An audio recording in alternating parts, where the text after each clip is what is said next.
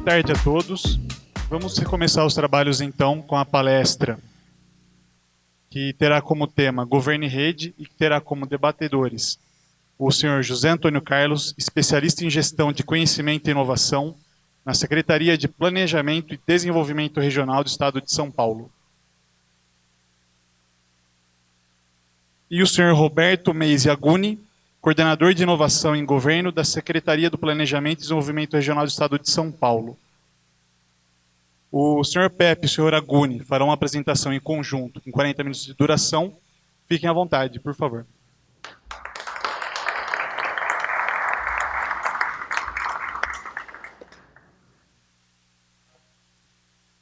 Bom, boa tarde a todos.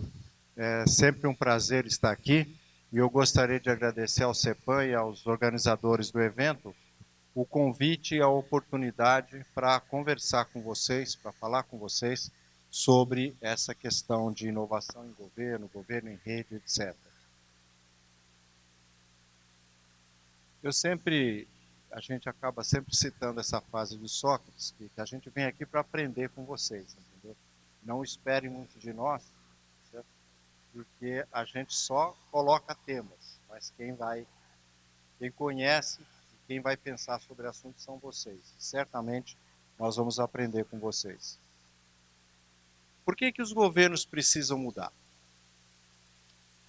Basta ver um jornal, assistir a televisão, navegar pela internet, vocês vão ver que alguma coisa está acontecendo de errado.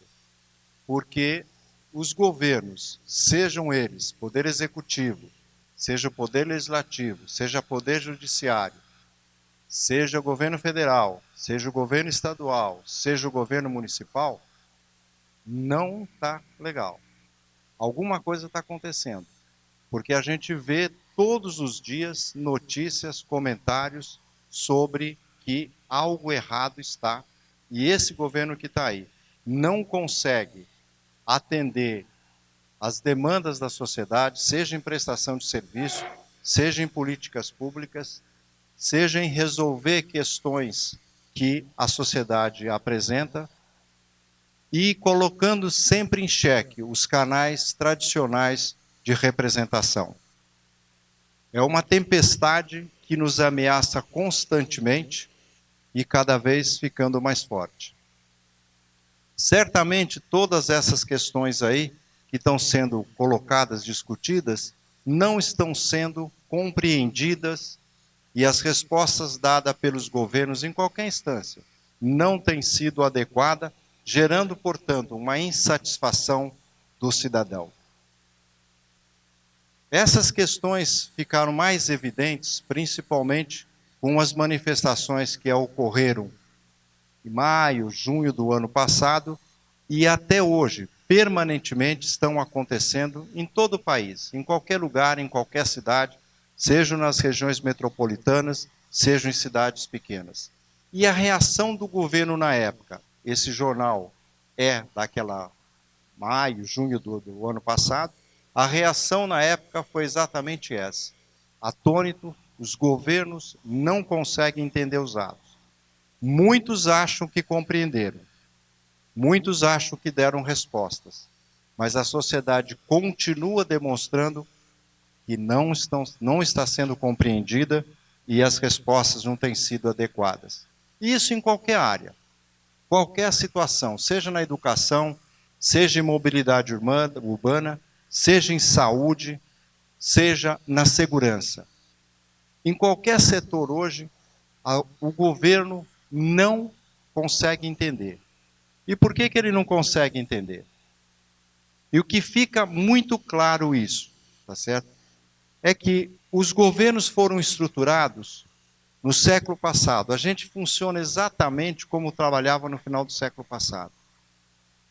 Todo o governo municipal, estadual, federal, dividido em secretarias, cada secretaria um monte de coordenadorias, cada coordenadoria um monte de caixinha, um monte de papelada, um monte de burocracia para atender qualquer que seja qualquer cidadão, para atender qualquer situação.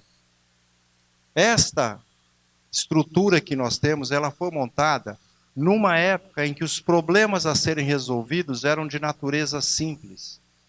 Entretanto, com o passar do tempo, esses problemas foram ficando de complicado, passaram para complexos. E hoje, qualquer situação é de natureza complexa. E o que significa ser de natureza complexa? Que não é um governo, um pedaço do governo, um setor do governo que vai resolver o problema. Vocês têm acompanhado permanentemente. O que está acontecendo em São Paulo? As prefeituras a prefeitura pinta a faixa, abre rua, põe sinal, aumenta, inverte mão e tenta resolver o problema de trânsito. Só que o problema não é trânsito. O problema é mobilidade urbana. E quando se fala em mobilidade urbana, o problema é tão complexo que não será resolvido no âmbito do CET ou da SP Trans. Ele tem que ser envolvido vários setores. O governo precisa tomar outras medidas. Se vocês olham, recentemente apareceu na televisão as fotos daquela região lá de São Paulo, onde tem o crack, lá perto da Estação da Luz, etc. A gente tem acompanhado aí, vocês também, uma hora a polícia entra e reprime violentamente, porque é a polícia que resolve o problema do crack. Outra hora vai a prefeitura, coloca lá a sua secretaria de emprego para dar um trabalho para todo mundo, porque é com o trabalho que vai resolver.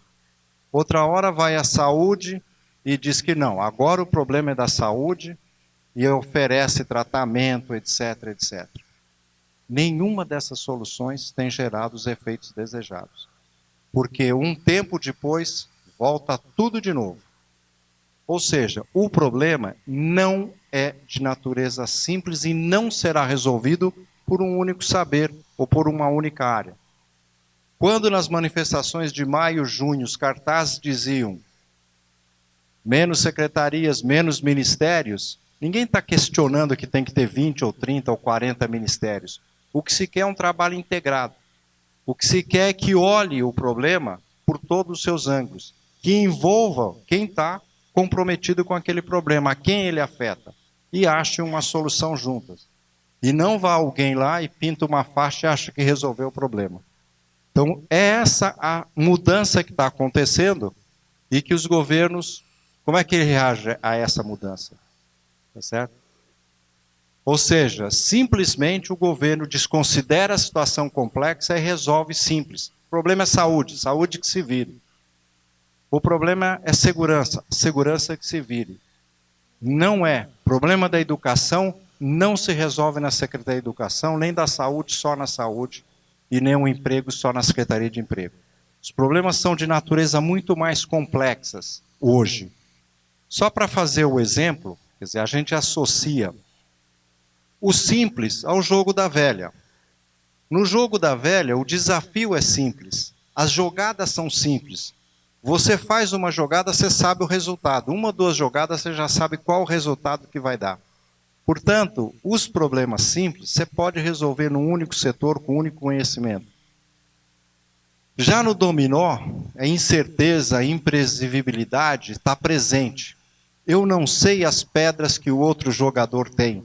Portanto, eu não tenho certeza se a jogada que eu vou fazer, eu vou ganhar ou vou perder. Eu não sei o que vai acontecer. E no cubo mágico? O desafio é simples. Colocar as faces, cada face do cubo na mesma cor.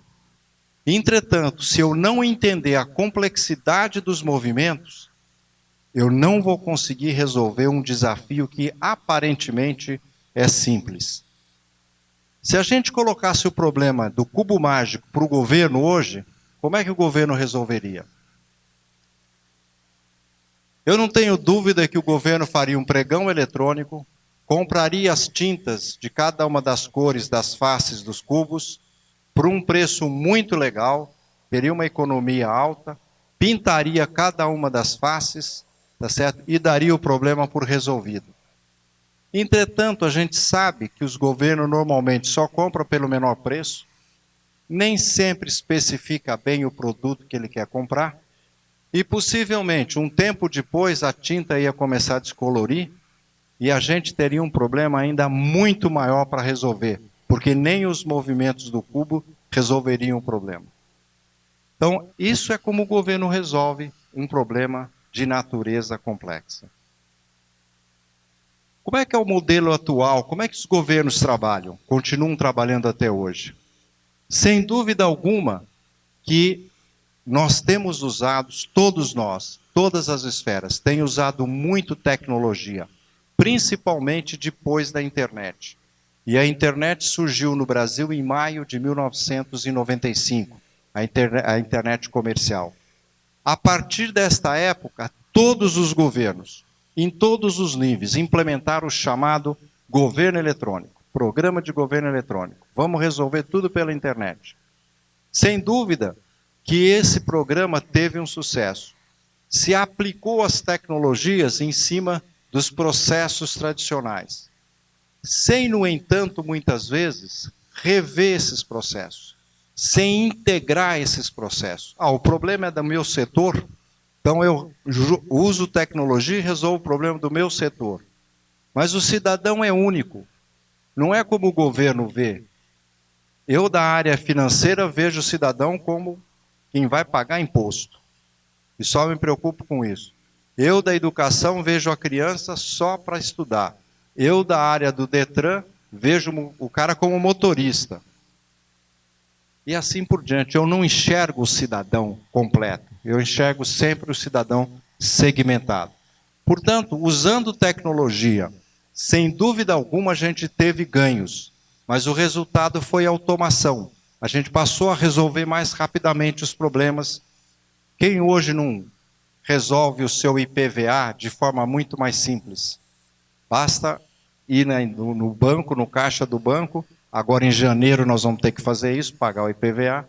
Quem tem carro sabe que é muito mais simples. Os mais velhos aqui como eu sabem da dificuldade que era pagar um IPVA antigamente. Tinha que olhar no diário oficial, tinha que procurar qual era o valor do carro, calcular o percentual, ir numa papelaria, comprar um formulário, preencher o formulário, pedir ajuda para o despachante, porque a gente não conseguia preencher sozinho aquilo, pagar no banco, depois que pagava no banco, tinha que entrar na fila do Detran para provar que havia pago, e aí sim você conseguia regularizar seu carro. Hoje eu faço tudo no caixa do banco, sem nenhum problema, e recebo certificado em casa pelo correio.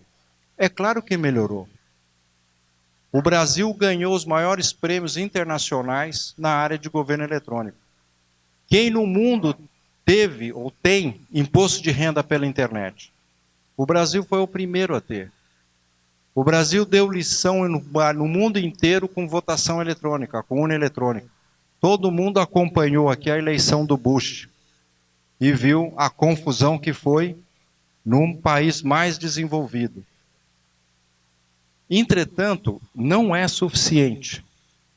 E esse modelo de governo eletrônico, que começou em 95, em 2005 já apresentava sérios problemas. Ele já não conseguia resolver mais. Por quê? O cidadão mora no município,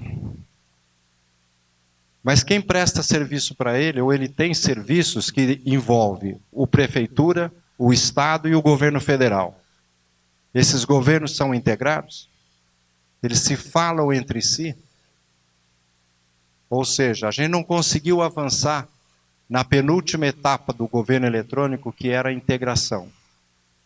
E a gente conseguiu muito menos ainda entrar na última etapa do governo eletrônico, que era a e-democracia.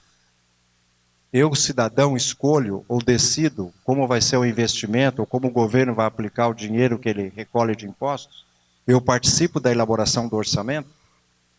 Orçamento participativo que a gente tem visto aí, quando muito, eu interfiro numa pequena soma lá destinada a investimento.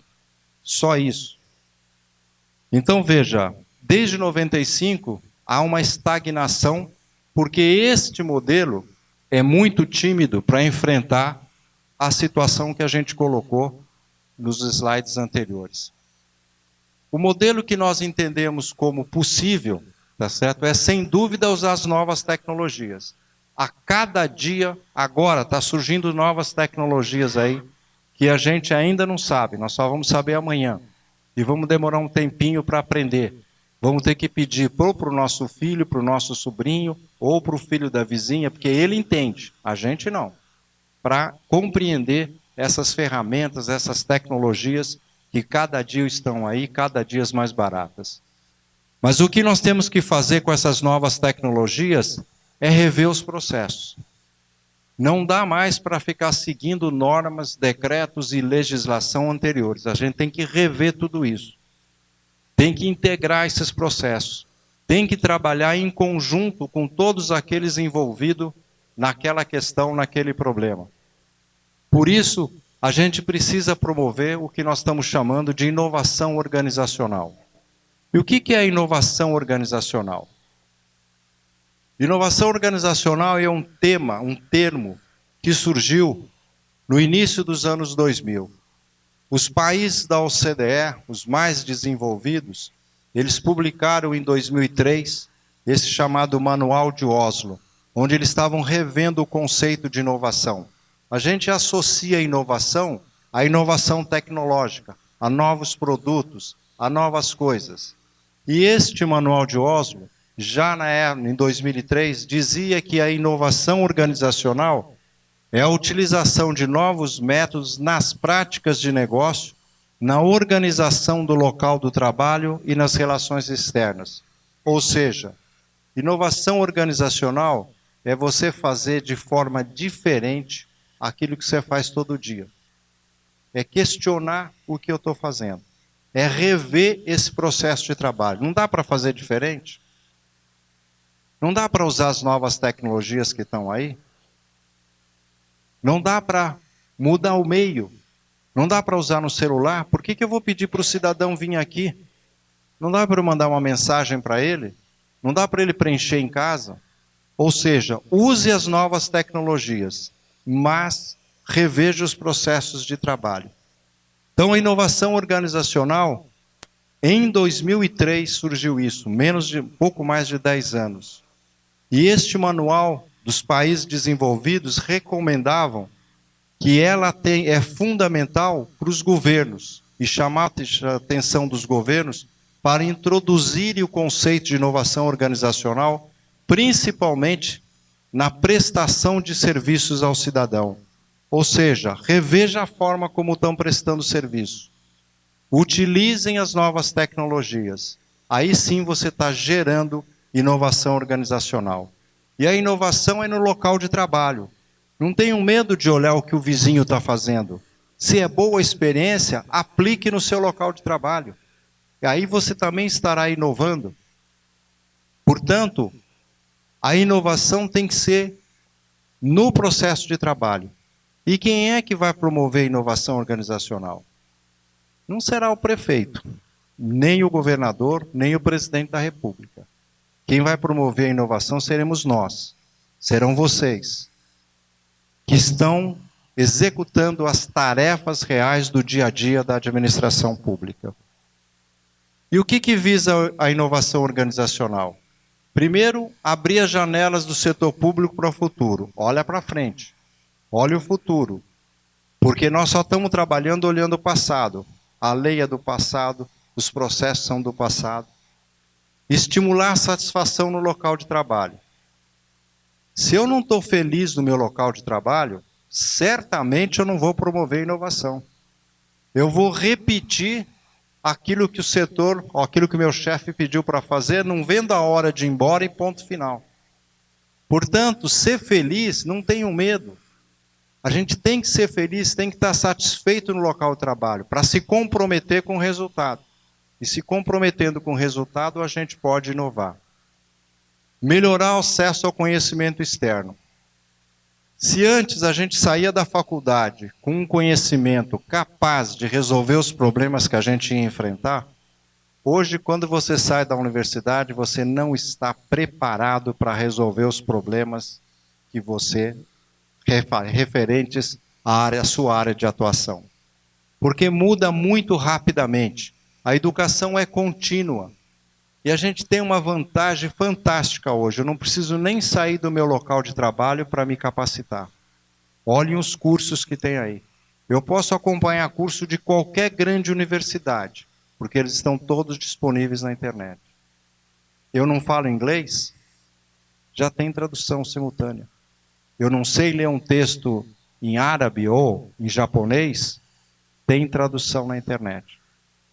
Então não há desculpas mais. É preciso que eu esteja aberto a esse conhecimento externo. Reduzir custos é uma obrigação permanente do setor público. O país, as ruas mostraram, ninguém aguenta mais pagar imposto. Nós pagamos muito e recebemos uma qualidade de serviço, a sociedade recebe uma qualidade muito ruim de serviço. A gente tem que reduzir esses custos. Como é que nós vamos reduzir? Revendo o processo, promovendo a inovação organizacional. E garantir a competitividade. O governo tem que ser competitivo. Competitividade não é só para o setor privado. Competitividade também para o setor público. A gente precisa se preparar para isso. E como é que a gente pode ajudar vocês? Lá em São Paulo, do estado de São Paulo, a gente está trabalhando desde 2004 nessa questão de gestão do conhecimento, inovação, etc. 5 anos depois, a gente conseguiu convencer o secretário e o nosso governador a publicar um decreto sobre gestão do conhecimento e inovação. E aí nós montamos essa rede paulista de inovação. Esse é o nosso portal. Visite um portal. Tudo que tem sobre inovação em governo, a gente tem procurado colocar aí. Se vocês colocarem no Google, inovação em governo, tenho certeza que é o nosso portal que vai sair em primeiro. Nós não pagamos nada para Google, mas a gente tem um conteúdo bastante grande. Não porque nós produzimos, porque nós temos muitos colaboradores. Muita gente, todas as vezes que a gente dá uma palestra, a gente sempre pede, entra lá, tem alguma coisa legal? Manda para a gente publica lá. É essa colaboração, porque a colaboração está no DNA dessa nova sociedade. Aqui no estado de São Paulo, 56% da população tem menos de 34 anos. 56% tem menos de 34. O que significa ter menos de 34? Significa que essa pessoa passou no seu processo educacional pela internet. A internet começou há 20 anos atrás. Significa que ela se formou usando a internet. Significa que ela trabalha nesse mundo virtual. Qualquer pessoa hoje, qualquer criança, qualquer adolescente, tem algum problema na escola, na vida, primeira coisa é entrar na sua rede de relacionamento e perguntar, estou com tal problema, quem me ajuda? E ela resolve a situação dela. É assim que essa sociedade trabalha. Muito diferente da minha, muito próxima de vocês, que são bem mais jovens. Portanto, é para essa sociedade que nós estamos trabalhando.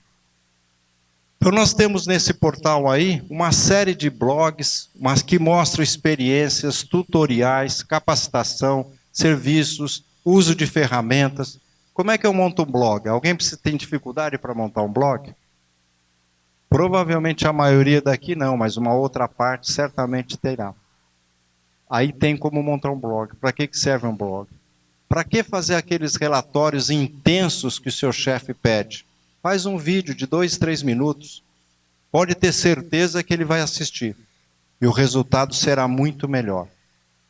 Para que fazer pesquisa com formulários aí, papel, manda para o cara responder? Entra no Google. Tem formulários eletrônicos, o cara responde pela internet. Já faz a contagem direta, produz o gráfico, quase que o relatório está pronto. Quanto custa isso? Nada. É de graça. O que eu preciso? Aprender as novas tecnologias, saber usá-las. E elas estão disponíveis. A gente tem aí todo esse material que vocês poderão acompanhar, poderão ver como aplicar isso no seu trabalho. E a gente tem aí nesse blog, junto com as ferramentas, etc., um monte de exemplos aonde elas estão sendo aplicadas no setor público, quer seja no Brasil ou fora dele. Mais recentemente, a gente fez um convênio com a USP, com o SEAD, com o CEPAM, com a Fundap, para incrementar ainda mais a inovação, o conceito, estimular a inovação no governo de São Paulo. Vocês sabem, o governo do estado de São Paulo tem 700 mil servidores públicos. Então, nós já estamos trabalhando com 700 mil servidores. Sem dúvida, a gente tem pessoas fantásticas e brilhantes. O que é preciso é que essas pessoas se comuniquem, se relacionem para a gente produzir coisas novas. A gente está montando lá um laboratório de inovação em governo. Alguns países já têm um laboratório de inovação onde eles reúnem pessoas, servidores, sociedade, pessoas afetas a um problema e juntam, tentam achar uma solução para resolver aquele problema, prototipam essa solução em laboratório e depois implementam na prática, usando novas metodologias como design thinking, design de serviços, etc. Então, essas novas metodologias a gente está aprendendo, está trazendo, tem cursos aí. O CEPAM realizou recentemente um curso de design thinking. E com base nessas metodologias, dentro desses laboratórios, a gente está querendo mudar a forma de prestar serviço, a forma de atender a sociedade. A gente tem realizado todo mês esse Inova Day, que a gente chama, que são palestras, toda última sexta-feira do mês. Amanhã tem, vocês podem assistir pela internet, no nosso portal, www.govsp.net, do seu local de trabalho. Participe, e vocês participando, vocês podem pedir, vocês receberão um certificado também, divulguem isso. A gente tem várias parcerias em vários estados, escolas de governos de vários estados, fazem uma sala de aula, botam um televisor lá, retransmite esse nosso evento, fazem um debate local sobre o que está sendo apresentado. A gente tem trazido especialistas das mais diversas áreas, mostrando que é perfeitamente possível mudar a forma de trabalhar, usar novas metodologias e novas ferramentas que aparecem permanentemente e podem ser muito úteis no nosso trabalho, no seu trabalho do dia a dia.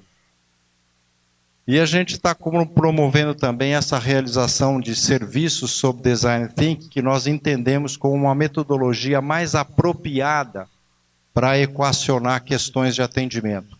Porque ela pressupõe que você envolva todo mundo que participe ou é afeto àquele problema, discutam, formulem perguntas inteligentes para ter respostas inteligentes.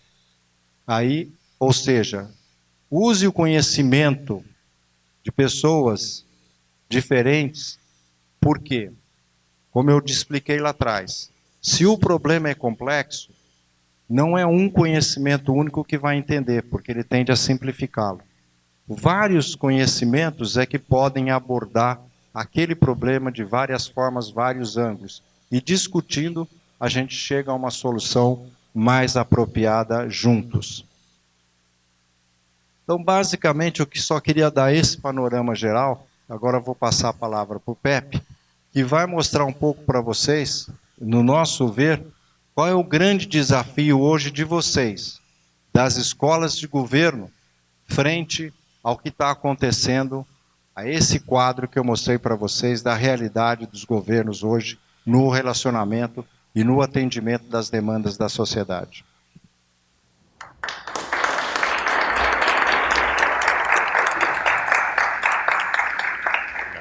Bem, é um prazer, como diz o Roberto, estar junto de servidores públicos aqui reunidos nessa escola. E, em particular, cada vez que a gente vai em um município que está inaugurando uma escola de governo, fica super feliz, porque tudo o que o Roberto falou, ele se inicia pela qualificação melhor do servidor público. A gente teve recentemente, estou vendo ali, meu amigo de Mogi das Cruzes, estivemos lá muito recentemente, e também houve lá uma inauguração, né, Li? E tivemos o prazer de estar presente, e também uma escola de governo da melhor qualidade. Ficamos contentes também de saber que isso está sendo realizado aqui. É um indicador muito bom quando um prefeito resolve investir numa escola de governo. Com tantas prioridades, um prefeito, para reservar um dinheirinho e pensar no futuro, não na futura eleição, mas na futura geração, isso já merece todos os elogios. E além do mais aqui, eu estou vendo que é escola de governo e gestão EG, né? O EG é um ovo de Colombo que foi descoberto aqui pela prefeitura de Jundiaí, então eu acho que esse nome é muito bem dado, o nome de EG. Parabéns pelas iniciais, aí ficou bem bacana o logo de vocês. Bem, o que eu vou falar agora na minha parte, eu também queria agradecer a turma do CEPAM, onde eu tive o prazer de trabalhar por algum tempo. Deixei lá meus amigos e que felizmente consigo rever frequentemente. Falar um pouquinho sobre a inovação organizacional no âmbito das escolas de governo. E é sobre isso que eu queria comentar. Acho que todo mundo tem claro que o maior desafio do Brasil é a educação. Isso, quando tem eleição, isso sempre vem à baila, todo mundo coloca a educação como prioridade absoluta, e depois esse tema volta a ser tratado 4 anos depois, na próxima eleição, onde continua sendo uma prioridade absoluta. Se a educação fosse, de fato, uma prioridade absoluta, ela já teria sido resolvida, e não precisaria estar presente em quase todas as pautas de governo, na época da eleição. Então, o grande desafio do Brasil, com certeza, passa pela área educacional. Dentre vários que nós temos, o maior, na minha opinião, é aquele referente à educação. Ocorre que, para piorar esse quadro, a educação em si passa hoje por um momento angustiante no mundo como um todo. Como disse o Roberto, hoje em dia a juventude chega no ambiente de trabalho já com uma visão pós-internet e vai encontrar pessoas que têm uma visão de mundo pré-internet. O governo tem uma visão de mundo pré-internet. Ele foi organizado no século passado e assim continua trabalhando. Se vocês observarem, acho que aqui todo mundo tem algum médico aqui presente, não que eu esteja passando mal, mas tem algum médico? Porque o médico, eu tenho amigos médicos, e eles falam o seguinte, que está cada vez mais difícil receber um paciente, né, num hospital ou numa clínica, num consultório, porque o paciente já chega com toda a ficha que ele olhou na internet. O índice de enrolação que sobrou para o médico é mínimo. E a mesma coisa está ocorrendo na área da educação. E vai piorar daqui para frente. Os alunos vão chegar em sala de aula, e já estão chegando cada vez mais, com competências formadas por uma visão que ele já teve na internet. Então, o primeiro recado que eu gostaria de passar para vocês, que trabalham em escolas de governo, é que nós precisamos mudar radicalmente o jeito que ministramos os cursos. Escola de governo é uma prioridade espetacular, mas nós não podemos ensinar coisas erradas de forma equivocada.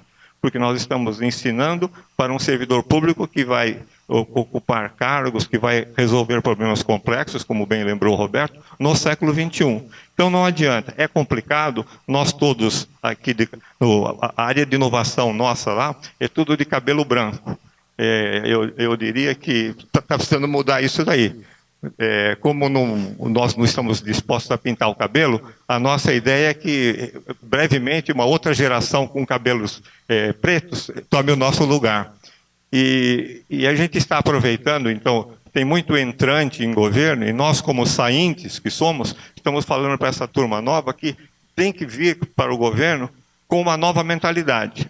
Obviamente vai chegar em governo, vai ter aquela legislação que às vezes nos impede, que nos obstaculiza, mas isso não deve servir de pretexto, porque o governo não vai sobreviver os próximos 25 anos do jeito que ele trabalha hoje em dia. Está claro, a velocidade da sociedade hoje é supersônica, e nós somos, na melhor das possibilidades, barriquelos. Isso não adianta, nós temos que mudar, nós temos que acelerar um pouco o nosso passo. Infelizmente, isso está associado a muitos problemas, mas nós não podemos dar essa de avestruz, fazer de conta que eles não existem. Bem, então, qual é o grande desafio das escolas de governo? É formar servidores com outro tipo de qualificação. Qualificação para entendimento de problemas complexos. Porque nas escolas de governo e nas escolas tradicionais fora de governo, hoje, a maioria das escolas, elas foram concebidas por uma época em que havia um número pequeno de pessoas que sabiam de tudo e o resto tinha que fazer aquilo que lhes era incumbido. A ideia de discutir um pouco de por que tem que ser assim não cabia na sociedade industrial. Na sociedade industrial, o saber estava digamos, segregado numa unidade chamada alta administração e o resto tinha que compor, tinha que fazer o que se lhe pedia. Ocorre que no mundo complexo, nós não podemos achar que o conhecimento está num grupo selecionado de pessoas. Não porque sejamos bonzinhos, é porque não existe esse grupo selecionado de pessoas que vai entender problemas complexos. Problema complexo envolve muitas cabeças. Por isso nós estamos na era da inteligência coletiva. Se nós não entendemos o processo de inteligência coletiva, no caso do nosso São Paulo, nós temos 700 mil servidores públicos, 50% deles, se não me engano, com pós-graduação. Se nós não utilizarmos a inteligência coletiva desses 700 mil servidores públicos, é como se eles fossem, no máximo, 70 mil. E nós não podemos nos dar esse luxo. Isso se transporta a cada administração. A administração municipal tem a mesma coisa. Ela tem um conjunto de funcionários, muitos desses funcionários com uma alta qualificação, mas que às vezes não são exigidos em relação à sua qualificação para propor inovação, propor ideias, porque a estrutura ainda é muito viciada. Só que nós não estamos aqui para falar, lamber uma cria. Nós estamos aqui para alertar que isso vai ter que mudar, porque senão o governo passa a ser uma entidade desacreditada. E a gente sabe que governo desacreditado é sinônimo de ditadura, sinônimo de caos. Nós, como não queremos isso daí, a gente faz questão de tentar, na nossa humilde competência, colaborar para o aprimoramento dos governos. Então, quais são as primeiras competências que a gente tem observado e que serão fundamentais para dar a esse servidor do século XXI qualificação para enfrentar problemas complexos? A primeira é interpretar dados e informações. Como eu disse a vocês, a gente vem de uma era em que você não era convidado a interpretar nada. Você faz isso aqui. Eu mesmo, no meu primeiro emprego, quando eu era estagiário de faculdade, eu me lembro que no meu primeiro dia, a minha chefe chegou para mim e falou: você pega essa tabela aqui, você multiplica a coluna A pela coluna B e divide pela coluna C. Aí eu falei: por quê? Eu falei: isso eu já não sei. Agora, se a minha chefe não sabia isso, é um negócio muito problemático. Isso eu já não sei. Você vê como é que as pessoas são preparadas para fazer tarefas automatizadas sem saber o porquê. E isso é muito grave. Então a gente não tem mais espaço para isso. Segundo, produzir, localizar e avaliar ideias. Problemas complexos, eles têm uma seguinte característica: eles não se repetem, eles vão se multiplicando diariamente. E, portanto, eu nunca vou encontrar a solução para eles olhando no meu manual. Eu vou ter sempre que melhorar o meu manual. O meu manual não é mais uma peça morta que fica lá para eu consultar de vez em quando. O meu manual tem que ser consultado diariamente, ele tem que ser construído. Ele é uma obra coletiva de construção diária. Portanto, nós temos que produzir ideias novas. Às vezes, a gente usava muito no passado a ideia de em time que vence não se mexe, né? Em time que está ganhando não se mexe. Isso daí não dá mais certo nessa sociedade do século XXI. O time que vence tem que mexer toda hora, porque senão você fica para trás. E eu vos falo isso com o coração partido de santista, que percebo que isso está, infelizmente, acontecendo. Segundo, terceiro item, gerar e implementar soluções inovadoras. Não adianta, como eu disse a vocês, nós repetirmos paradigmas do passado, pois esses remédios, na maioria dos casos, perderam validade. Nós não estamos falando, nem eu e nem o Roberto, sobre o governo A, B, C, D ou E, do partido A, B, C, D ou E.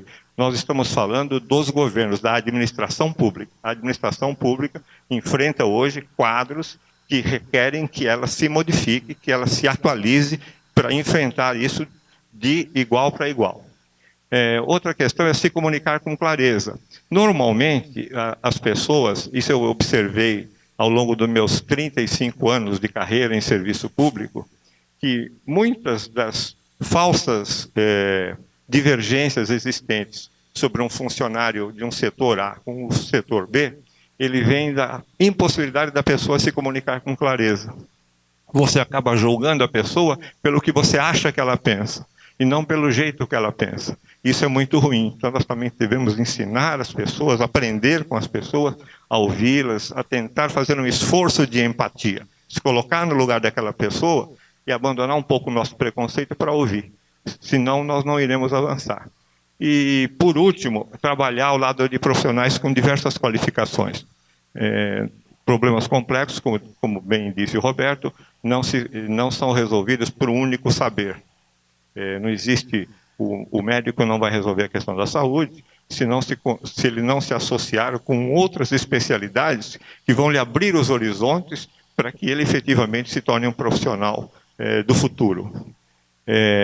No outro dia, eu estava lendo uma reportagem na revista Info sobre o processo de contratação da Google, né, que é a empresa número 1 em tecnologia no mundo.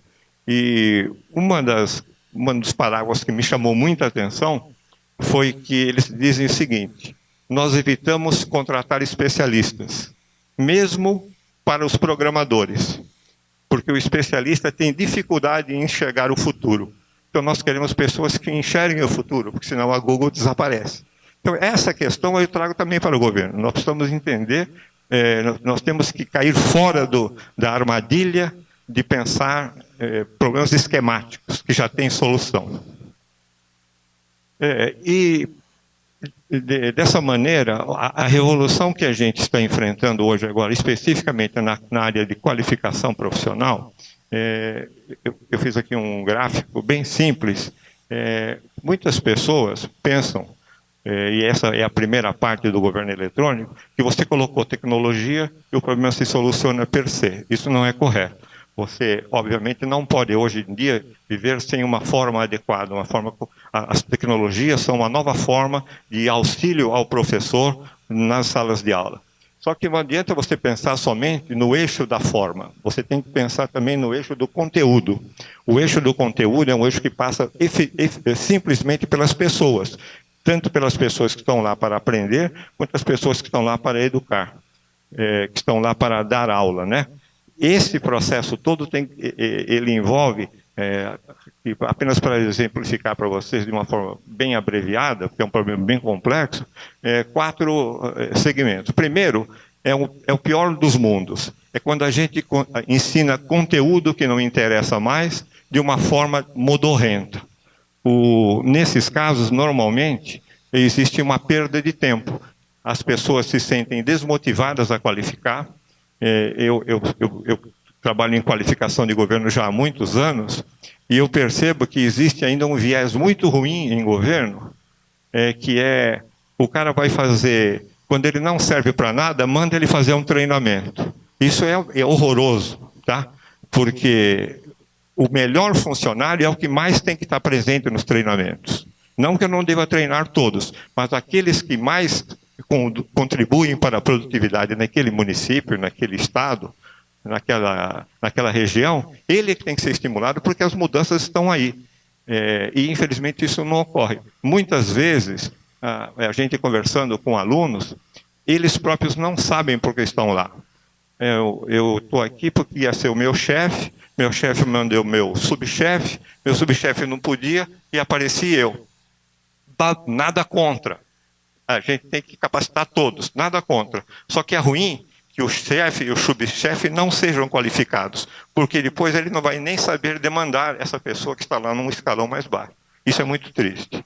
Então, o primeiro quadrante é o pior dos mundos. É conteúdos inadequados em aulas modorrentas. Depois você tem conteúdos inadequados em aulas interessantes, onde você usa muito a tecnologia. Fica uma coisa bonita, bacana, mas você está aprendendo coisa que não vai utilizar no governo do futuro. Está aprendendo coisa que você utilizou no passado citando. Depois você tem um terceiro quadrante, que é o conteúdos alinhados. Você fala coisa interessante, mas as aulas são modorrentas, porque às vezes você não tem as condições ambientais boas para dar uma boa aula. Condições tecnológicas, condições de fazer com que o aluno se sinta bem em sala de aula. E o que nós buscamos, na verdade, é o quadrante de número 4, conteúdo alinhado com aulas interessantes. E isso daí é complicado de fazer, mas é necessário, nós não temos como escapar. E esse é um desafio não somente das escolas de governo, nós estamos falando em escola de governo porque é o nosso objeto aqui, mas é o objetivo de qualquer escola hoje em dia. A educação no mundo como um todo está em crise, por conta do que eu acabei de lhes falar. O aluno chega na sala de aula, às vezes sabendo mais do que o professor. E isso causa um distanciamento entre necessidades e ofertas, que nós precisamos, de alguma maneira, rearranjar ao longo do tempo.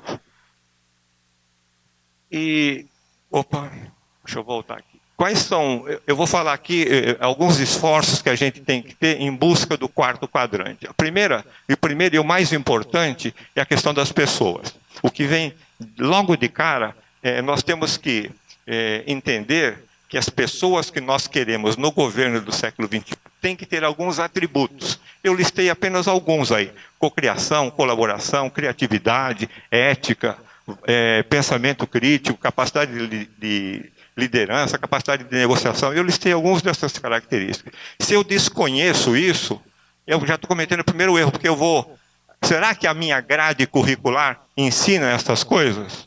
Se não ensina, nós temos que começar a repensar. Não que eu vá acabar com a grade curricular anterior, mas eu tenho que misturar melhor. Essas competências são competências, muitas delas, recentes, e eu preciso acrescentá-las nos currículos, de forma gradativa, de forma bem dosada, mas não posso esquecê-las, sob pena de eu estar ensinando e comprometendo qualificações para o futuro. Depois, os métodos. Existem hoje novas metodologias para trabalhar com problemas complexos. São metodologias muito recentes, são metodologias que muitas delas não têm nem 10 anos. Como é que eu vou ensiná-las? Eu preciso, então, saber quais são elas, né? Aprendizagem organizacional, Canvas, cauda longa. Eu citei alguns aqui e existem outras tantas. E o que importa aí é saber o seguinte: essas metodologias, elas são voltadas para trabalho colaborativo e incentivar a pessoa a ser criativa. Porque criatividade se aprende como uma disciplina qualquer. Só nós não fomos estimulados a ser criativos porque não precisávamos ou ninguém queria gente muito criativa dentro do ambiente de trabalho. Hoje nós precisamos. Então você tem que rever um pouco a tua grade, ajustá-la para ter isso daí como disciplina que você oferece. As escolas de governo têm que oferecer isso daí. Nas conversas que a gente tem tido com outras escolas de governo, nos cursos que a gente tem feito em PDGs, Planos de Desenvolvimento Gerencial para Servidores, a gente tem conseguido gradativamente incluir algumas dessas disciplinas no conteúdo básico dessas escolas. Ok? Depois, acho que aqui está dizendo para eu acabar logo, e já perdi controle as tecnologias. É fundamental hoje em dia que a gente use as novas tecnologias em sala de aula. Daqui a pouquinho, no encerramento, eu vou passar. Cadê a Maiara, hein? Está aqui, você daqui a pouco vai me auxiliar a botar o vídeo aí, por favor. Nós temos que, para chegar no quarto quadrante, a gente tem que trabalhar essa parte que eu falei, pessoas e conteúdos, né? Pessoas e metodologias, mas eu tenho que ter uma boa forma. Hoje em dia eu tenho computação na nuvem, computador, internet das coisas, notebooks, redes de alta velocidade, tablets, ultrabooks, Google Glass, relógios inteligentes.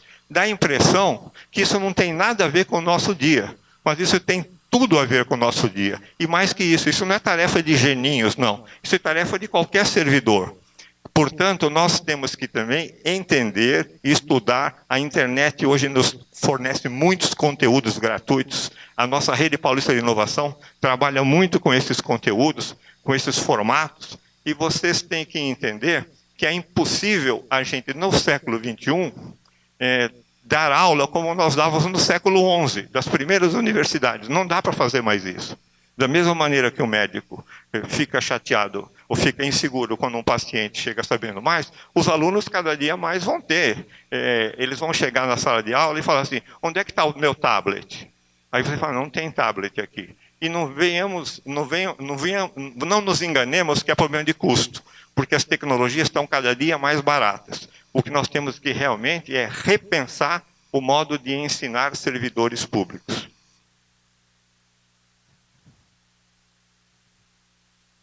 Ele vai muito rápido ou muito lento aqui. Outra coisa que nós temos são as novas ferramentas de trabalho, né? Blogs, canais de vídeo, canais de áudio, intranets, outras mídias sociais. Isso tudo, o governo, qual é a primeira reação que nós tivemos? Eu acho que hoje em dia já está um pouco superada. Mas, como sempre, quando tem uma inovação em governo, o primeiro ato do governo não é incentivar, é proibir. Isso foi assim com a máquina de escrever, com o telefone, com o computador, com tudo que o governo tenta regular e proibir. Eu lembro, o Roberto me contou uma história, que quando a primeira máquina de escrever que surgiu no Poder Judiciário, o juiz não queria aceitar, porque dizia, quem garante que é quem está escrevendo, eu só controlo isso pela letra. Então, isso acabou sendo superado pelo tempo. Computador também, o microcomputador, o pessoal de TI mesmo não gostava de microcomputador, porque eles queriam controlar tudo nos CPDs. Não adianta você tentar parar a história. Você tem que se adequar à história e tirar das implicações do passado os seus ensinamentos do futuro. E tentar colocar isso a teu favor, a teu serviço. E aí vai por diante. Nós convidamos vocês a ver no Innova Day. Nós fizemos no ano passado um Innova Day especial com a professora Adelaide de Portugal. Ela ganhou um prêmio da Comunidade Europeia por utilização de tecnologias modernas em salas de aula. Então nós fomos atrás dela, nós temos felizmente uma colaboradora nossa que mora em Portugal, que é a Ana Neves, uma das maiores autoridades mundiais em gestão do conhecimento, que para nossa felicidade colabora conosco. Ela foi atrás e entrevistou essa professora. Então eu acho que é importante vocês irem no nosso site lá e ver a experiência da professora Adelaide. Porque a Adelaide, ela fez o seguinte, assim, muito grosseiramente, ela falava para os alunos, por favor, liguem os seus celulares. Só isso, o que normalmente a gente faz, não é? Desliguem os seus celulares. E ela começava a aula com, liguem os seus celulares. Imagine a confusão que isso provocou ela dava aula em Amarante, um município pequeno em Portugal, mas ela foi galgando aliados, os alunos dela começaram a melhorar, começaram a ter melhor aprendizagem, e ela se tornou um patamar importante a ponto de ser reconhecida pela própria Comunidade Europeia com uma premiação. Então, ela mostrou que dá para fazer isso, tudo que eu falei, vem a partir de um esforço pessoal de entender a era contemporânea. Nossa Senhora, isso aqui é dominado por alguém aqui que quer que eu acabe logo. Mas está acabando, hein? De qualquer maneira, a máquina está certa aqui. Ela já achou que eu já falei demais. Os formatos que o governo vai trabalhar no futuro também são esses. Essa ideia de que só servidor público trabalha em governo, ela também pode ser descartada. O servidor público vai ser uma das maneiras de eu colaborar com o governo. Hoje em dia eu tenho ONGs, OCIPs, organizações sociais, parcerias público-privadas. Hoje a gente conhece lá, nos procuram diversas pessoas que falam assim, eu quero colaborar com o governo, mas não quero trabalhar em governo. E essas modalidades têm que ser regulamentadas. Eu tenho que trazer... Porque se eu estou falando da inteligência coletiva de quem é do governo, imagine a inteligência coletiva de toda uma cidade. Jundiaí não pode abrir mão da qualificação do seu munícipe. O munícipe pode dar grandes ideias. Eu tenho apenas que reformatar a minha prefeitura de modo a receber essas ideias. Eu tenho que... Se a legislação não é um raio que caiu na nossa cabeça. A legislação está aí para ser modificada. Existe um companheiro nosso, Felipe Cassapo, um francês que é palestrante, mora em Curitiba, excelente. Uma vez eu falei para ele, Felipe, às vezes eu fico raivoso com essa burocracia. Aí ele falou para mim, a burocracia somos nós. Aí eu fui para casa e realmente é verdade, a burocracia não existe per se. Ela não é assim, eu chego e falo, aquilo lá é a burocracia, uma entidade, né? Uma secretaria. Não existe isso. A burocracia somos nós. Nós é que podemos mudá-la, aliviá-la, atualizá-la. Para encerrar, eu queria passar para vocês um vídeo, não se assustem, é um vídeo de apenas 3 minutos, 3 e pouco, que fala um pouquinho, é um vídeo que nos foi encaminhado, eu recebi pela internet, e ele foi produzido pela Intel. Mas isso não significa nenhuma propaganda de Intel, nossa, de jeito nenhum, e também não significa que somente a Intel possa fazer aquilo que está propondo. É que o vídeo dela é muito bom, muito bacana, e fala um pouco sobre essa ideia de conteúdos associados com tecnologias. E o que ali está, eu posso garantir a vocês que qualquer professor um pouco mais antenado pode fazer uma coisa muito parecida. Vamos dar uma olhadinha nisso, por favor?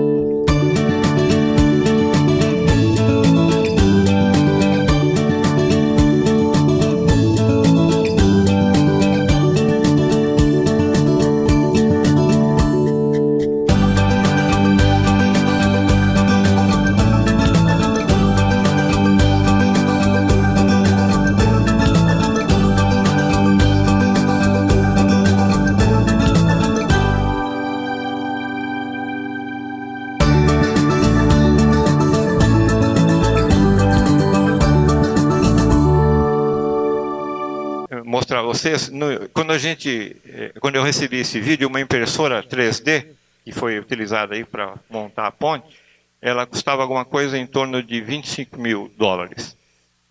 5 anos antes custava 250 mil dólares. Hoje uma coisa desse tipo custa 2.500 dólares. Então qualquer escola de governo vai poder ter. Qualquer uma dessas tecnologias serão viáveis do ponto de vista econômico e financeiro. O nosso gargalo está justamente nas pessoas qualificadas para poderem enxergar as tecnologias além do seu primeiro vislumbre, colocar aquilo na realidade de cada um. E a gente tem que pensar um pouquinho, nós como os professores, o que eu posso ensinar para o meu aluno a partir das novas tecnologias, de modo a que ele fique mais interessado do que se eu ficar lendo apostilas ou ficar trabalhando de uma forma modorrenta. É um pouco dessa, e a gente aqui, como diz o Roberto, ele gosta muito do Sócrates, não só o Sócrates, o filósofo, mas o Sócrates corintiano, porque ele é corintiano, ele gosta muito do Sócrates e do Casagrande. Mas o Sócrates, não o corintiano, ele diz que nós todos estamos aqui para aprender. Isso é interessante. Nós não temos de maneira alguma soluções acabadas e mostrar para vocês como é que tem que ser. O que a gente está despertando em vocês é uma mobilização para o pensamento. Para que vocês sejam agentes de mudança. Porque passar uma vida toda no ambiente de trabalho apenas para cumprir tarefa e no fim da nossa jornada ganhar uma caneta, né? Isso é uma coisa muito triste. A gente não merece isso. E a gente sabe que temos condições muito melhores. E essa nossa experiência está registrada no e-book, que é aquele Dá para Fazer, nesse portal nosso igual a VSP. Se vocês quiserem baixar um pouco essas experiências todas que a gente tem de tantos e tantos anos em governo, falando sobre inovação e sobre gestão do conhecimento, é só vocês irem lá, podem baixar, é um livro gratuito. E visitar o nosso portal, e o e-mail pode ser encaminhado também, além daquilo que vocês normalmente fazem junto aqui ao CEPAM, para nós também, o Roberto é o nosso coordenador, e eu diria que, eu não gosto de falar bem de chefe, porque dá a impressão que a gente é puxa-saco, mas o Roberto, ele realmente, a inovação em São Paulo só avançou muito porque ele é um batalhador, porque todos nós sabemos das dificuldades em se avançar, se inovar. As portas são, na maioria das vezes, as portas na sua maioria das vezes estão fechadas e o Roberto tem uma equipe boa para empurrar a porta. Espero que a gente consiga continuar empurrando essa porta um pouco mais para lá e contar com a colaboração de vocês nessa tarefa hercúlea. Muito obrigado, hein? Tem procurado chamar a atenção das escolas de governo, que na realidade, a gente tem visto aí, e a gente sempre tem discutido com o pessoal, para parar de dar curso de prateleira. O que eu chamo curso de prateleira? Ele dá curso sobre licitação, aí chama lá o procurador para falar sobre a Lei 866. Meu amigo, a lei está na internet, tem comentários sobre tudo aquilo. Eu preciso dizer começar a trazer nos cursos inovação, usar o ferramenta. Se eu estou trabalhando com licitação, por exemplo, e eu estou trabalhando, eu quero saber tudo o que acontece na área de compras de materiais, eu entro no Google, programo lá para receber no meu correio eletrônico todas as matérias que saírem sobre licitação de materiais. Quando eu chegar de manhã no meu escritório, eu vou abrir meu computador e lá tem tudo que está acontecendo, que os jornais do Brasil estão publicando sobre aquele assunto. Então as escolas, ao invés de ficar querendo repetir Lei 866, tomada de preço, concorrência, etc., mostrem, o PEP diz, outras ferramentas que vão ser muito mais úteis para o servidor no exercício, na prática da licitação. Bancos de preços têm uma quantidade enorme. Como é que eu acho um banco de preço? Onde é que eles estão? É isso que a gente chama de usar as tecnologias que estão aí, tá certo? Para melhorar o seu trabalho. Já tenho que fazer um edital para comprar tal coisa. Nunca compramos aqui no... No Brasil tem 6.545 municípios. Pode ter aqui. Quem já comprou? Aonde está essa internet? Tem um monte de sites que tem os editais prontos. Vai buscar um edital, analisa e tal. Então, é isso que o PEP está dizendo. Introduzam as novas ferramentas nos cursos. Não tenham medo disso, pesquisem. Porque chamar procurador para dar curso de legislação, isso é prateleira. O aluno sai daqui, volta para o seu ambiente de trabalho, está com o mesmo problema. Chega o chefe dele, faz o edital para comprar tal coisa. Pô, você soube da mudança da lei? Parece que houve uma lei, uma nova interpretação daquele artigo da 866. Não sei por quê, porque eu não estou acompanhando o que está acontecendo. E você pode acompanhar sim. Então, gente, mude os conteúdos, usando as novas ferramentas, para vocês, para o cara ser útil. Porque está tudo à nossa disposição. É um pouquinho que vocês viram no vídeo aí. Dá para construir uma ponte, sim. Não precisa ser engenheiro para construir uma ponte. Dá para aprender o que é tensão. Se eu colocar um peso aqui, onde é que sai o esforço? Está concentrado lá. Então a menina colocou aquela pedra para o esforço vertical, que é o que acontece numa ponte. Toda vez que você passa lá, você está jogando uma força para baixo. Como é que reage? Aonde concentra essa força? Concentra lá próximo ao pilar. São conceitos. Eu fiz arquitetura. Eu fui aprender isso na faculdade. Hoje dá para aprender isso em casa. Eu nunca consegui fazer uma peça daquela. A gente só podia fazer aquilo numa oficina. Normalmente em madeira, porque era muito mais fácil. Porque a gente montava as maquetes lá. Era um trabalho enorme, não sabia mexer naquelas máquinas. Por isso tinha um marceneiro lá que nos ajudava a produzir. Agora ele faz em segundos. Então usem essas novas tecnologias nos seus cursos e não tenham medo. Não repitam curso de prateleiras, por favor. Porque curso de prateleira, o aluno volta, os problemas e o conhecimento ficam na sala de aula. Eu tenho que resolver o problema do cara do dia a dia dele. Deixa ele falar, deixa ele mostrar qual é o problema. Tá certo? Antes de fazer um curso novo, faz um design thinking. Chame algumas pessoas, veja o que o cara precisa aprender para resolver aquele problema. Estou dando curso para quê? Para melhorar a licitação? Para ter melhores preços? Para agilizar o processo? Para que eu estou dando? Ou é só porque o pessoal não sabe 866? Por favor. É isso que a gente está chamando a atenção quando o PEP coloca todas aquelas questões lá. Ok? Bom, eu acho que eu concordo com você. Concurso público normalmente não seleciona os melhores. Não seleciona. Por quê? Como é que eu faço concurso público? Eu só testo conhecimento. Eu só vou buscar conhecimento. Conhecimento do quê? Decoreba? O cara que tem uma boa memória? Ou o cara que tem um bom raciocínio? Eu tenho como perceber se o cara é ético ou não é ético? Tenho sim. Tem metodologias que podem fazer isso. Não do jeito que são feitos os concursos. Tá certo? Então, eu acho que a gente tem que começar a pensar numa nova forma de fazer concurso. Principalmente concursos que são num âmbito menor, como é o município. Se é difícil no estado, mas eu acho que nos municípios, como a quantidade às vezes é menor, dá para fazer outro tipo de concurso. Dá para fazer outro tipo de provas. Que não testem só conhecimento, mas testar a ética. Tá certo? Eu quero servidor ético, eu quero servidor comprometido com o que vai fazer. Não é fazendo o xizinho que a gente percebe isso. Então, concordo com você, tenho certeza, tá certo, que concurso público não traz o melhor, pode trazer o cara que tem a capacidade de guardar mais, ou ter uma memória melhor, ou ter um aprendizado melhor. Então é a forma de você fazer o concurso. E existem outros meios sim. Existem outras maneiras de você, porque a lei obriga você a fazer um concurso público, tal, mas não diz como. Então você pode inovar aí. Por isso que a gente acha, quando for fazer um concurso, não fique só, tá certo? Eu quero advogado, então vai perguntar lá para o jurídico como é que é. Que advogado eu quero? Não, eu quero pessoas, quero servidores comprometidos que tenham conhecimento ou formação em certa área.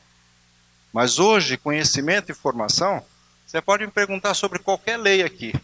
Me dá 5 minutos que eu te trago. Assuntos, pareceres sobre aquele que você está falando. Então eu acho que existem formas diferentes de fazer recrutamento. Por isso que a gente tem chamado a atenção, por isso que o PEP tem mostrado aí aquele quarto quadrante. Não repitam, por favor, prestem atenção nos seus cursos, não repita os cursos de prateleiras, porque eles não ensinam nada. No máximo ensinam aonde procurar algumas coisas, mas quando eu chego em casa eu já esqueci tudo. Trabalhe no problema das pessoas. Falar mais, complementando o que o Roberto falou em relação à questão sul, esse problema de contratação, ele não é exclusivo de governo. Hoje as grandes organizações estão com problemas de como contratar. Elas também seguem essa cartilha. O cara que é bom naquilo que nós estamos deixando de fazer. Isso daí, eu tenho uma grande amiga minha que trabalha no escritório de contratação, ela me falou que nos últimos 10 anos, tudo que ela fazia para contratar hoje é errado. Todo o perfil que ela queria, hoje não serve. O que era muito bom, do que ela contratava há 10 anos, se o cara responder a mesma coisa, hoje ele é demitido. Porque as organizações entenderam que o perfil hoje é da pessoa que saiba trabalhar em equipe, que saiba colaborar, que tenha uma possibilidade de entender problemas de uma magnitude maior, porque os modelos de negócio estão mudando muito rapidamente. Não há modelo de negócio hoje que resista mais de 3 anos. Então, o perfil é outro. Tudo aquilo que eu respondia, eu ia mal há 10 anos atrás, hoje você chama aquele cara que a gente mandou, achou que era idiota, que acho que hoje ele serve para a gente, idiota éramos nós. Então, essas questões todas, não é só para governo, né? Como recrutar é super importante e hoje em dia, e as mídias sociais representam um papel super fundamental. Todo grande escritório de headhunter hoje, ou mesmo escritório para contratação de tarefas mais operacionais, ele vai buscar o que o cara é na rede social. Por isso é muito, hoje em dia se alerta muito como é a nossa presença na rede social. Aquele cara que só aparece lá aprontando, bebendo, xingando, esse cara está com os dias contados nos escritórios, se é que ele vai conseguir ambicionar. Portanto, a gente não pode pensar em rede social só como uma coisinha entre amigos. Hoje nós temos redes sociais importantes, tipo Marvin, tipo LinkedIn, que congregam esses profissionais e é lá que o cara que vai contratar buscará. E com certeza o governo daqui a algum tempo vai ser dessa mesma maneira. Mas alguém quer fazer algum comentário?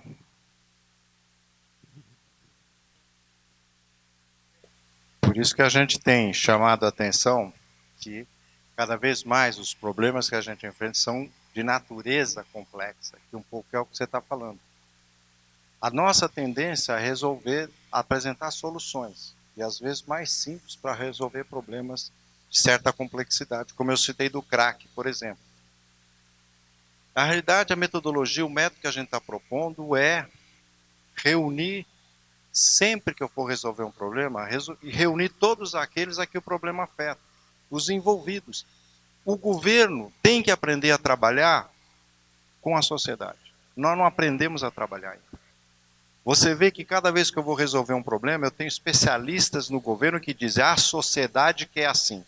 Ou políticos que dizem a sociedade quer. Meu amigo, quem diz é ela.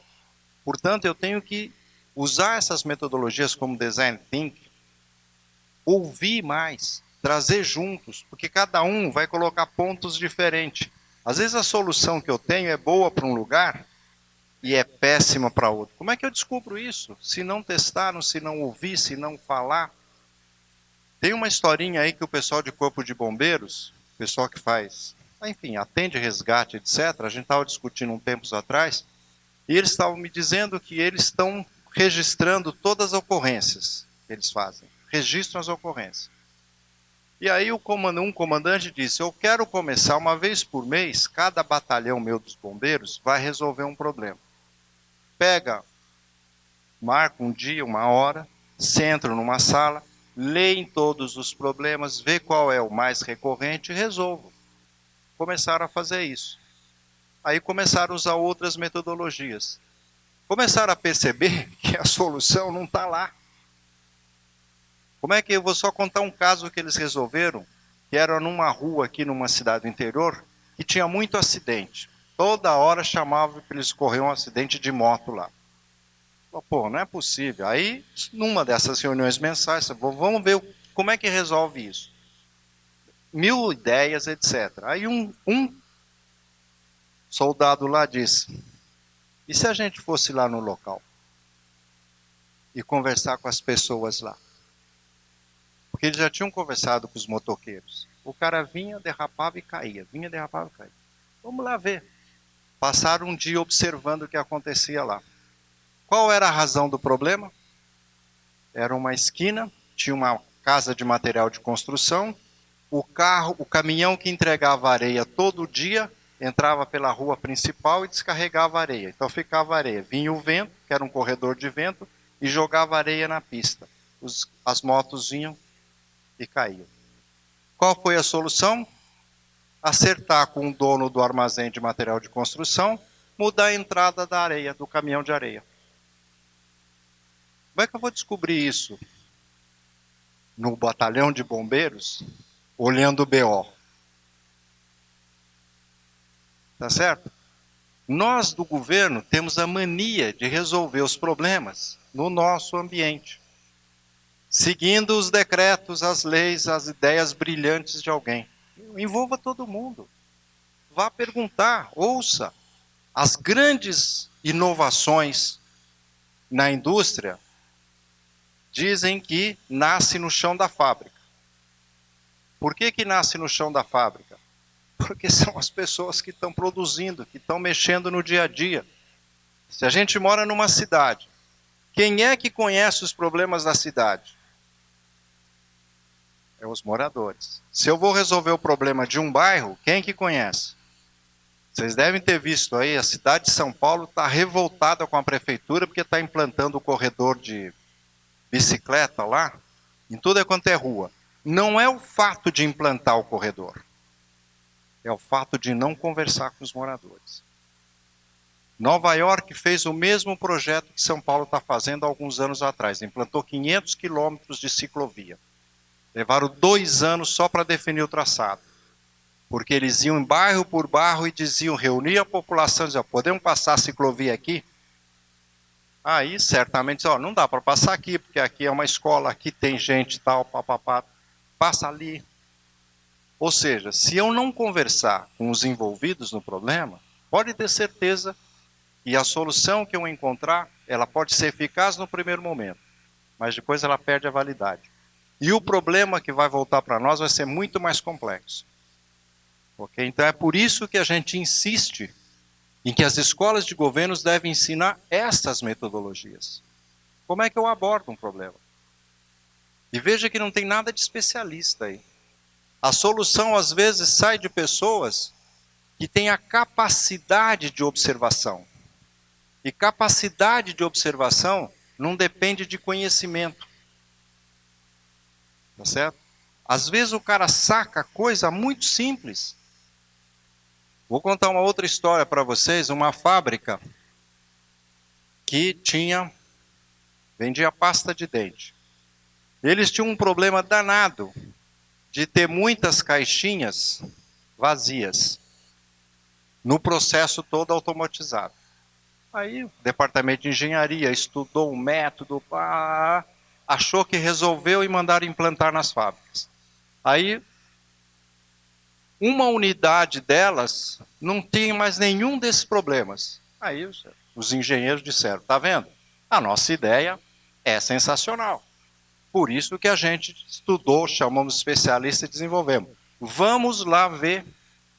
Aí foram lá e disseram, escuta, cadê aquela máquina que a gente... Aqui não tem, doutor. O que o senhor mandou está lá.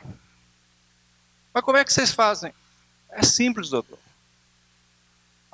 Aqui passam as caixinhas de pasta. Ali, coloca o tubo lá dentro e a outra fecha. O que a gente fez?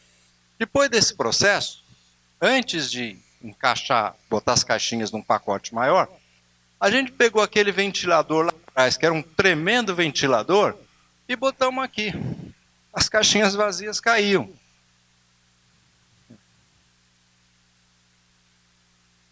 Veja, a custo zero, usaram um equipamento obsoleto que só fazia barulho e resolveram um problema que engenheiros não conseguiam resolver. Método, ouvir as pessoas, trabalhar com quem entende e ter a certeza que nós, servidores públicos, entendemos muito pouco dos problemas. Nós temos uma visão. Pode ser a visão legal, a visão disso, a visão daquilo. Mas não temos todo o conhecimento.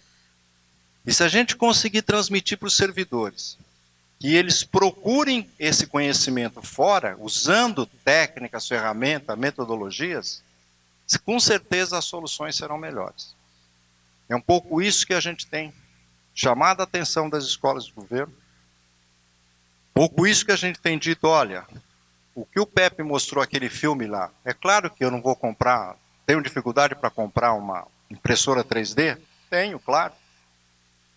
Mas dá para usar outras ferramentas e outros métodos. Vou comprar aquela telona maravilhosa, aquela lousa digital? É fantástico. Várias escolas já têm. Várias escolas privadas já têm. A gente gasta um dinheiro. Outro dia eu estava vendo o valor de livros que a gente compra e de material impresso que a gente faz para as nossas escolas. Se somar tudo é casa de bilhão, só no estado de São Paulo. Será que com esse dinheiro eu não compro um laptop para os alunos e deixo eles baixarem os conteúdos e dou o laptop para o aluno? Pode ter certeza que ele vai usar muito melhor que a gente. Pode ter certeza que ele vai baixar muito mais conteúdos do que aqueles que a gente indicar. Então lá tem que começar a pensar diferente. Abrir as janelas para o futuro. Ouvir mais. Acho que as escolas têm que ensinar isso. E não seguir os tradicionais.